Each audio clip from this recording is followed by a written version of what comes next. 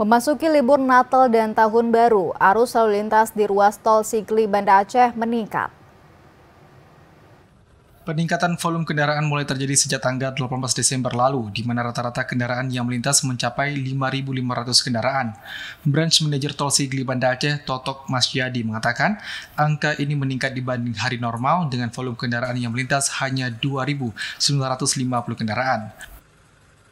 Lonjakan selama periode Nataru ini terjadi pada Sabtu kemarin dengan jumlah kendaraan mencapai 7.400 kendaraan. Dari 6 seksi ruas tol Sibanceh, seksi 1 sepanjang 22,9 km merupakan ruas yang paling banyak dilintasi selama momen Nataru. Jadi pemantauan kita sejak 18 Desember sampai dengan hari Sabtu 28 Desember ini memang terjadi pelonjakan pengguna jalan tol kita sebesar hampir 86% dari volume lalu normalnya.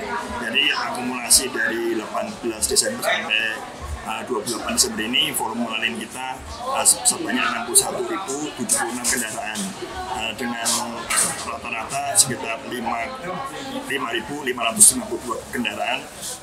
Sebanyak 13.000 unit kendaraan telah melintas di seksi 1 sejak dibuka pada tanggal 21 Desember lalu.